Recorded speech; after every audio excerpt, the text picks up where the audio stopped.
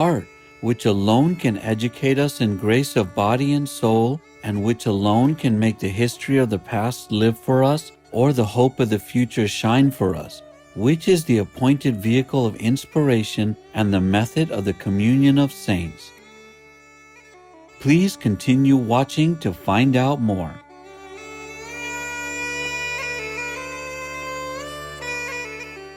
Banachty means greetings in Irish. I'm Aoife. The grateful people of the Republic of Ireland pray that such wonderful friends as you may be blessed with inner peace and contentment.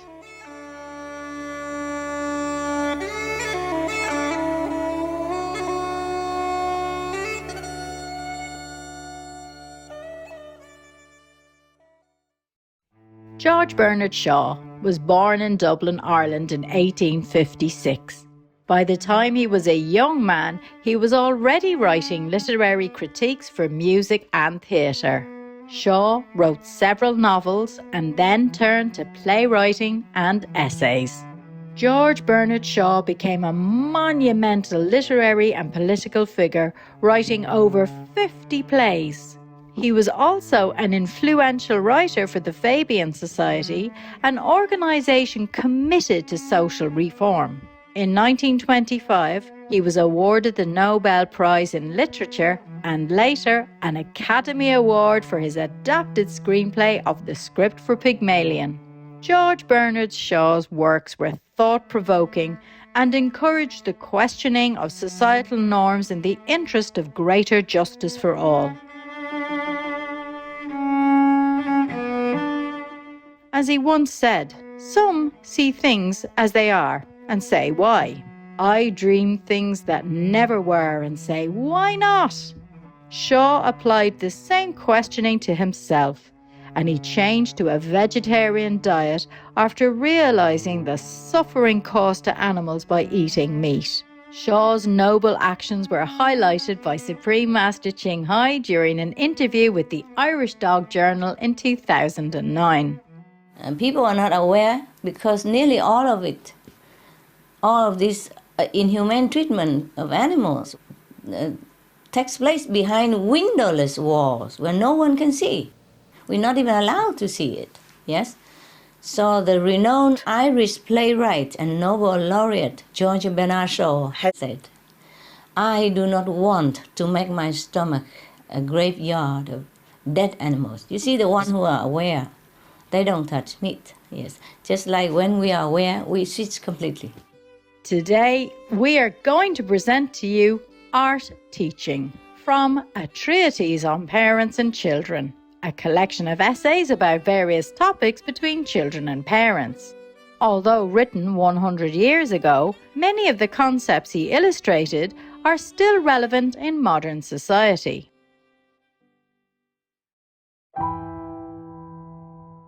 Art Teaching. By art teaching, I hasten to say that I do not mean giving children lessons in freehand drawing and perspective. I am simply calling attention to the fact that fine art is the only teacher except torture. I have already pointed out that nobody, except under threat of torture, can read a school book. The reason is that a school book is not a work of art. Similarly, you cannot listen to a lesson or a sermon unless the teacher or the preacher is an artist. You cannot read the Bible if you have no sense of literary art. To read a dull book, to listen to a tedious play or prosy sermon or lecture, to stare at uninteresting pictures or ugly buildings, nothing short of disease is more dreadful than this. The violence done to our souls by it leaves injuries and produces subtle maladies which have never been properly studied by psychopathologists. We acquire a truly frightful power of enduring boredom. We even acquire the notion that fine art is lascivious and destructive to the character. We sit solemnly listening to bores and twaddlers because from the time we could walk or speak, we have been snubbed, scolded, bullied, beaten and imprisoned whenever we dare to resent being bored or twaddled at, or to express our natural impatience in derision of bores and twaddlers. And when a man arises with a soul of sufficient native strength to break the bonds of this inculcated reverence, and to expose and deride and tweak the noses of our humbugs and panjandrums, like Voltaire or Dickens, we are shocked and scandalised, even when we cannot help laughing. Worse, we dread and persecute those who can see and declare the truth, because their sincerity and insight reflects on our delusion and blindness. We are all like Nell Gwyn's footman, who defended Nell's reputation with his fists, not because he believed her to be what he called an honest woman, but because he objected to being scorned as the footman of one who was no better than she should be. Fortunately, there are arts that cannot be cut off from the people by bad performances. We can read books for ourselves, and we can play a good deal of fine music for ourselves with the help of a pianola. Nothing stands between us and the actual handwork of the great masters of painting except distance. And modern photographic methods of reproduction are in some cases quiet and in many nearly as effective in conveying the artist's message as a modern edition of Shakespeare's plays is in conveying the message that first existed in his handwriting. The reproduction of great feats of musical execution is already on the way. The phonograph, for all its wheezing and snarling and braying, is steadily improving in its manners.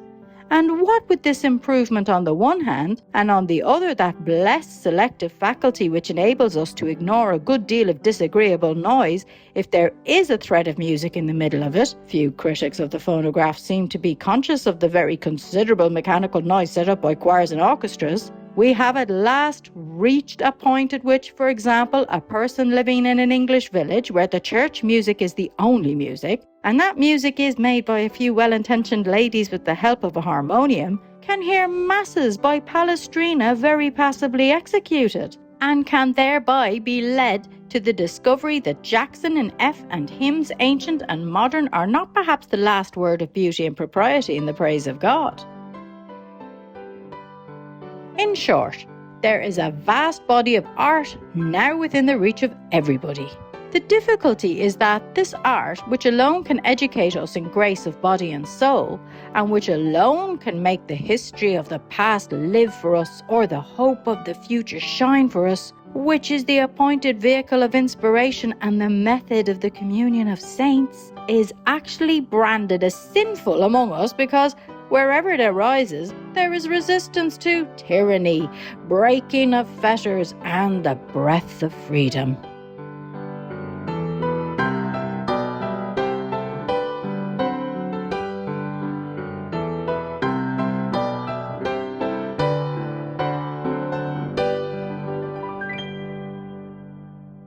Today, we are going to present to you Art Teaching from a Treatise on Parents and Children, a collection of essays about various topics between children and parents. Although written 100 years ago, many of the concepts he illustrated are still relevant in modern society.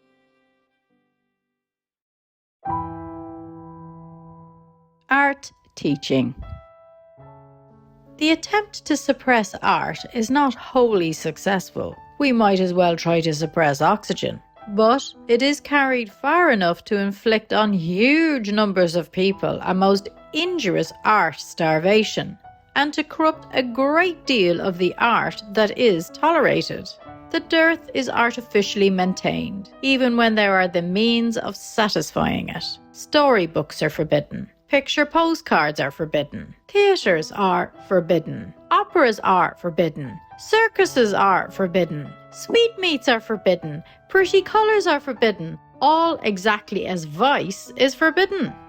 The creator is explicitly prey to and implicitly convicted of indecency every day. An association of vice and sin with everything that is delightful, and of goodness with everything that is wretched and detestable is set up.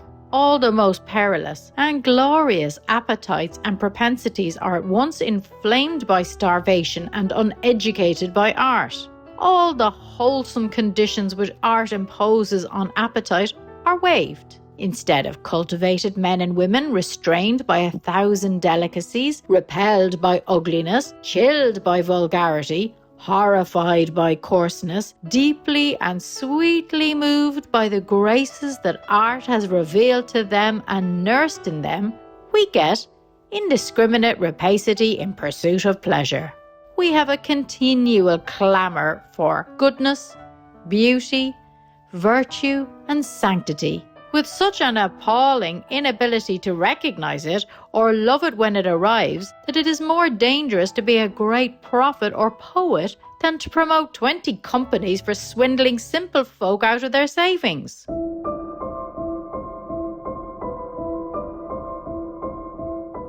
Do not, for a moment, suppose that uncultivated people are merely indifferent to high and noble qualities. They hate them malignantly. At best, such qualities are like rare and beautiful birds. When they appear, the whole country takes down its guns. And it really all comes from the habit of preventing children from being troublesome. You have not stifled a single passion, nor averted a single danger. You have depraved the passions by starving them and broken down all the defences which so effectively protect children brought up in freedom. You have men who imagine themselves to be ministers of religion, openly declaring that when they pass through the streets, they have to keep out in the wheeled traffic to avoid the temptations of the pavement. You have them organising hunts of the women who tempt them, poor creatures whom no artist would touch without a shudder, and for the abolition of pictures, statues, theatres, and pretty colours. And incredible as it seems, these unhappy lunatics are left at large, unrebuked, even admired and revered, whilst artists have to struggle for toleration. To them, an undraped human body is the most monstrous, the most blighting, the most obscene, the most unbearable spectacle in the universe.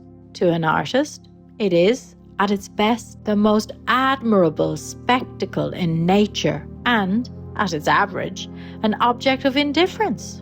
If every rag of clothing miraculously dropped from the inhabitants of London at noon tomorrow, say as a preliminary to the Great Judgment, the artistic people would not turn a hair, but the artless people would go mad and call on the mountains to hide them.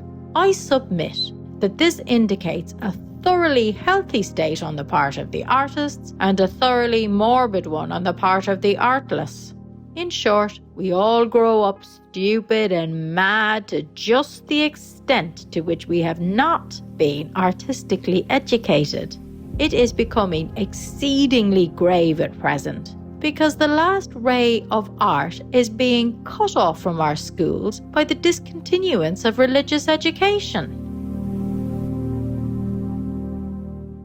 Gentle viewers, thank you for your company today on Words of Wisdom. Coming up next is delightful flash mob surprises right after noteworthy news. May the flower of your inner wisdom bloom with the heavenly blessings showered upon you. Vegan side effect? Hell moves far away from you.